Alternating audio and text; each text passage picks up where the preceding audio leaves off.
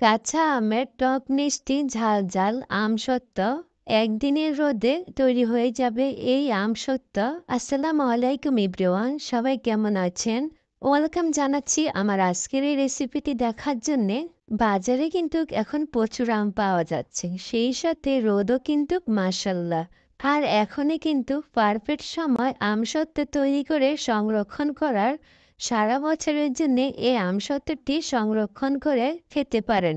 এই আমসত্ত্বটি বাচ্চারা কিন্তু খুবই পছন্দ করে খাবে, তাই একটু বেশি পরিমাণে তৈরি করে এটা সারা বছরের জন্য সংরক্ষণ করে নিতে পারেন। তাহলে চলুন মূল রেসিপিতে চলে যাওয়া যাক। আজকের এই আমসত্ত্ব তৈরি করার জন্য এখানে আমি কাঁচা আম কেটে তারপরে ভালো করে ধুয়ে এরকম ছোট ছোট করে টুকরো করে নিয়েছি। এতে করে খুব সহজেই সেদ্ধ হয়ে যাবে আমটা। এখন চুলায় চলে যাচ্ছি। চুলায় একটা প্যান বসিয়েছি আর এতে দিয়ে দিচ্ছি কেটে রাখা আমগুলো। সবগুলো আম ঢেলে দেওয়ার পরে এখন এতে দিয়ে দিব পরিমাণ মতো পানি। পানিটা আপনাদের পরিমাণ অনুযায়ী দিবেন, তবে মনে রাখতে হবে পানিটা যেন অতিরিক্ত বেশি বা কম যেন না হয়। পানিটা এমন হবে যেন আমটা সিদ্ধ হওয়ার পরও কিছুটা পানি পানি থাকে, এভাবে পানিটা দিতে হবে। তো আমি পানিটা দেওয়ার পরে এটাকে একটু নেড়ে চেড়ে দিয়েছি। এখন একটা ঢাকনা দিয়ে ডেকে এটাকে ভালোভাবে সেদ্ধ করে নিব। কাঁচা আমটা সেদ্ধ করতে যেহেতু তেমন একটা সময়ের প্রয়োজন হয় না, কিন্তু যেহেতু এটাকে আমরা আমসত্ত্ব তৈরি করব, তাই এটাকে একটু সময় নিয়ে এটাকে গলিয়ে নিতে হবে। এটাকে গলিয়ে নিয়ে তারপরে আমসত্ত্ব দিতে হবে। এখন আমি আবারও ঢাকনাটা তুলে এটাকে নেড়ে চেড়ে দিয়েছি আর দেখছি যে এটা ভালোভাবে গলে নাই, তাই আবারও ঢাকনা দিয়ে ডেকে এটাকে ভালোভাবে গলিয়ে নিয়েছি। আর এই পর্যায়ে দেখতেই পাচ্ছেন আমটাকে আমি পুরোপুরি গলিয়ে নিয়েছি। আমি খুসনিতে তুলে দেখাচ্ছি এটা একেবারে গলে মাখা মাখা হয়ে গেছে। এখন এটাকে চুলা থেকে নামিয়ে একটা স্ট্যানারের সাহায্যে আমি এটাকে চেলে নিব। আমসত্ত্ব তৈরিতে আমের পিউরিটা যদি চেলে না হয় তাহলে আমসত্ত্বটা খুবই ভালো হবে এবং স্মুথ একটা পিউরি পাওয়া যাবে। তো আমার আমসত্ত্বের জন্য পিউরিটা রেডি। এরপর আমার এই পিউরিটা আমি আবারও প্যানে নিয়ে নিচ্ছি। আর দেখতেই পাচ্ছেন আমার এই পিউরিটা কিন্তু বেশ ঘন একটা পিউরি তৈরি হয়েছে। এই পিউরিটা যদি পাতলা হতো তাহলে এটাকে বেশ সময় ধরে জাল করে নিতে হতো। তো এটাই ঘন থাকা অবস্থায় এটাকে ভালোভাবে বারবার নেড়ে দিতে হবে। আমের পিউরিটা জাল দেওয়ার সময় বারবার নাড়াচাড়ার ভিতরে থাকতে হবে, এতে করে আর তলানিতে লাগবে না। এখন এতে দিয়ে দিচ্ছি ১ কাপ চিনি।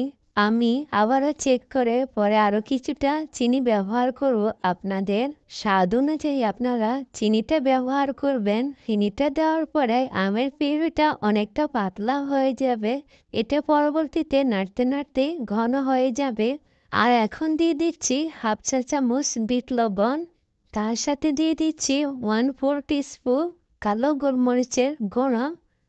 এখন দিয়ে দিচ্ছি 1/2 টেবিল চামচ চিলি ফ্লেক্স। এখানে শুকনো মরিচটাকে আমি ভেজে গুঁড়ো করে নিয়েছি। এখন এই সবগুলো উপকরণ ভালোভাবে আমের পিউরির সাথে মিশিয়ে নিচ্ছি। আমের পিউরিটা ফুটে আসার পর এখন এখানে দিয়ে দিচ্ছি গ্রিন ফুড কালার। এখানে আমি 2-3 ফোঁটা গ্রিন ফুড কালার দিয়েছি। এখন এটাকে ভালোভাবে নেড়ে চেড়ে মিক্স করে নিচ্ছি। আপনারা চাইলে এই আমসত্ত্বটা এমনিতেই দিতে পারেন, তবে আমি কাঁচা আমের আমসত্ত্ব তৈরি করছি সেজন্য গ্রিন ফুড কালারটা দিয়েছি। এটা দেখার সৌন্দর্যে এটাকে নাড়তে নাড়তে শেষ পর্যন্ত এটা এরকম ঘন রক্ত হয়ে যাবে। আর এই পর্যায়ে এটাকে চুলা থেকে নামিয়ে হালকা ঠান্ডা করে নিতে হবে। এটা পুরোপুরি ঠান্ডা করে ফেলা যাবে না। এখন এটাকে রোদে শুকানোর জন্য এখানে একটি স্টিলের ট্রে নিয়েছি। এখন এই ট্রেতে কিছুটা তেল নিয়ে তারপরে একটি ব্রাশ দিয়ে এর চতুর্দিকে তেল লাগিয়ে নিতে হবে। এতে করে আমসত্ত্বটা শুকানোর পরে খুবই সহজে এটা উঠে আসবে। এটা আর তেতে আটকে থাকবে না। এখন এই হালকা গরম গরম পিউরিটা আমি ট্রের চারিদিকে চড়িয়ে নিচ্ছি। এটা কতটা ভারী বা কতটা পাতলা দিবেন তা আপনাদের ইচ্ছা অনুযায়ী আপনারা দিতে পারেন, তবে আমি আমসত্ত্বটা খুবই পাতলাই দেব। এটা এক রোদে শুকিয়ে যাবে। এখন প্রচণ্ড রোদ আর এটাতে বেশি রোদেরও প্রয়োজন হবে না।